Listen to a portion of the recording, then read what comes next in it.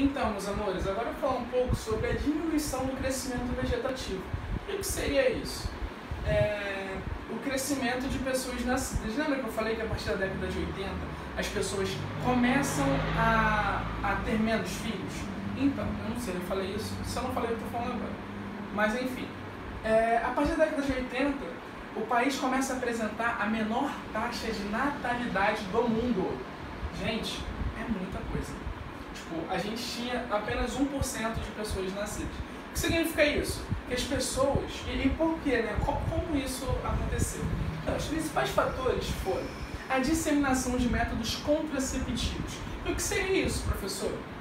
Então, seriam métodos que evitassem que tivessem filhos. Por exemplo, camisinha, remédios de... anticoncepcionais, e outros muitos métodos, a tabelinha, isso vocês vão aprender em ciências depois. Mas então, vários métodos contraceptivos foram usados, começaram a ser disseminados, então o governo começou a dar para essas pessoas, em postos de saúde, hospitais e tudo mais, e as pessoas começaram a ter relação sexual de uma forma mais responsável minimamente, não tendo tantos filhos assim. Um outro fator foi a entrada da mulher no mercado de trabalho. Mas por que isso influencia? Por quê? A mulher está em casa, se a mulher está em casa, o marido chega em casa, nós tem relação sexual, e a mulher engravida, ela não precisa, e ela não trabalha, ela não precisa largar nada para viver exclusivamente para o filho. Ela não precisa disso. Quando a mulher entra no mercado de trabalho, as coisas começam a mudar um pouquinho. Por quê? Porque ela começa a ter uma visão de querer uma independência, não querer casar cedo. Então, as mulheres começam a parar de viver só para ter filhos ou só para o homem. Então, é uma luta que elas viviam, né, e que elas mudam isso. Uma revolução acontece. Então, a entrada da mulher no mercado de trabalho é crucial para essa diminuição da taxa de natalidade no Brasil. Não só no Brasil, tá, gente? Outra coisa são os casamentos tardios. Como eu falei para vocês, a entrada da mulher no mercado de trabalho e os casamentos tardios tem total ligação. Porque agora, além da mulher que está entrando no mercado de trabalho mais tarde e quer casar mais tarde, porque para se casar ela precisa preparar a sua vida, quer ter uma vida estável minimamente, o homem também passa a querer isso. Então, os casamentos se tornam mais tardios. Então, é muito comum hoje em dia a gente ver pessoas se casando com 30, 35 anos. É muito comum. Isso já começa a acontecer na década de 80, tá? Além disso, só um detalhe. Antigamente, as pessoas se casavam com 14, 15 anos, principalmente mulheres. Se você pegar a história de sua avó e tudo mais, essas mulheres se casavam muito cedo, muito cedo. O caso da tem uma tia minha que ela se casou com 14 anos. 14 anos, gente. É nada. Vocês nem fizeram 14 anos ainda. Então, meninas, olha só, se casaram com 14 anos, imagina que loucura, né? Que insanidade para nossa concepção hoje em dia. Uma parada importante de ilustrar isso aqui, acabei esquecendo de falar, gente, antes da década de 80, peguem os avós, as bisavós de vocês e pensem, quantos filhos essas mulheres tinham, esses casais tinham? Por exemplo, a mãe do meu pai, a minha avó, ela teve 12 filhos nascidos vivos e 3 que morreram, tá? Que morreram, lembra que eu falei sobre mortalidade infantil? Morreu antes do primeiro ano de completado. Então, ao todo, foram 15 gravidez. Olha que loucura, é muita coisa. Então, peguem esses exemplos e vocês vão analisar muito bem como que essas pessoas mais velhas tinham muitos filhos e depois da década de 80, 90... e até os anos 2000, isso foi descendo gradativamente. Acredito que muitos de vocês devam ter no máximo 2 irmãos, se tiverem irmãos. Isso é um reflexo diretamente disso aqui, tá bom? Tá bom. Então, gente, agora a gente vai trabalhar um pouco com a pirâmide etária brasileira. O que seria uma pirâmide etária?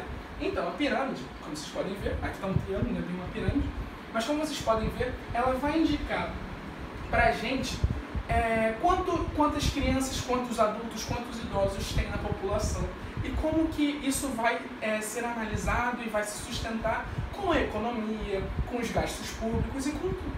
Por exemplo, aqui, até os anos 80, o que acontecia? Nasciam muitas crianças nascidas, lembra que eu falei, a minha avó, 12 filhos.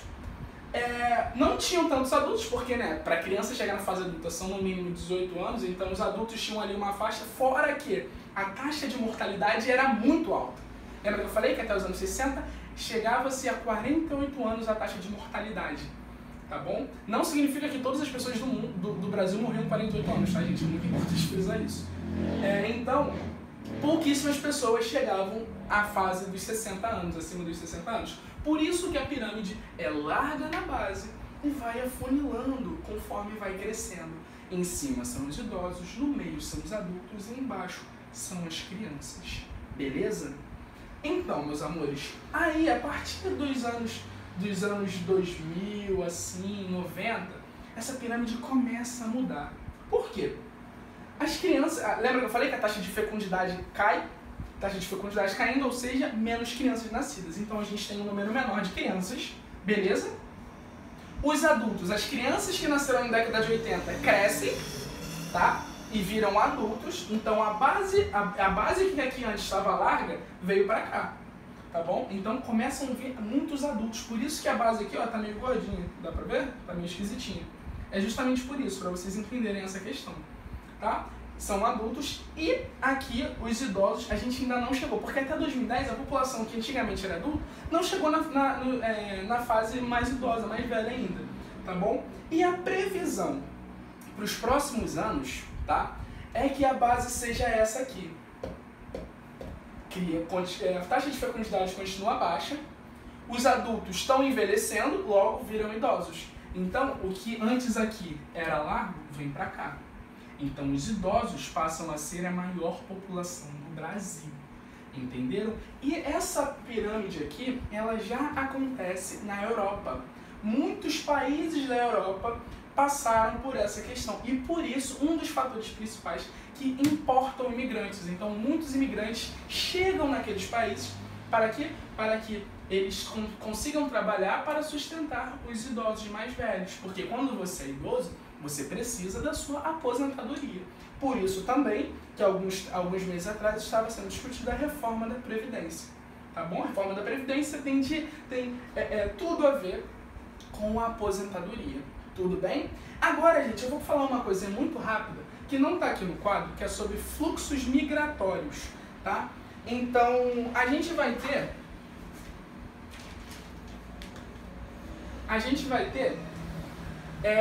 na década de 50, 70, fluxos migratórios muitos vindos do Nordeste para o Sudeste. Lembra da história que eu contei para vocês no primeiro dia de aula? No nosso primeiro dia de aula?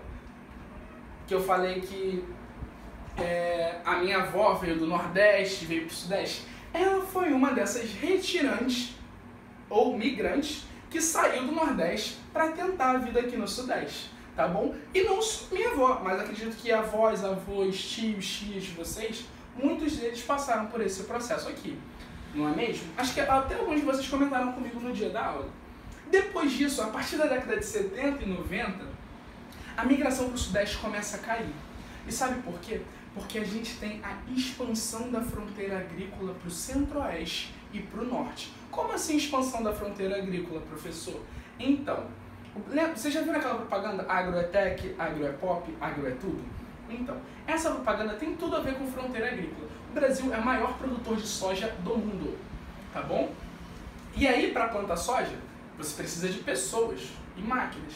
Então, quando essa fronteira agrícola se expande, que antes estava no sul do Brasil e vai subindo para o Centro-Oeste e para o Norte, você começa a chamar trabalhadores de vários lugares do Brasil para ir para o Centro-Oeste e para o Norte, tá bom? Além disso, na década de 50 também, existe uma migração muito grande para Brasília, que ia ser construída, beleza? No governo de JK, eu também, se não me engano, cheguei a explicar isso. Mas, enfim. Uma outra questão é a migração de retorno, que começa a acontecer a partir dos anos 90. Tá? Migração de retorno, o que seria isso? No anos 90 não, 2000. As pessoas que foram para o Sudeste, para o Sul, para tentar a vida nesses lugares, começam a voltar para o Nordeste. E por quê, professor? Por conta de uma coisa que se chama de centralização da economia. E o que seria isso? As indústrias começam a não só ficar na região Sudeste, e vão para outras regiões, principalmente Nordeste e Centro-Oeste. Então as pessoas que antes vinham para cá para conseguir a vida, para tentar a vida, para trabalhar, começam a voltar, porque no seu lugar de origem eles têm emprego agora. Entenderam? Gente, essa foi a aula de hoje. Eu espero que vocês tenham gostado. Por favor, não esqueçam de escrever presente, tá? No comentário.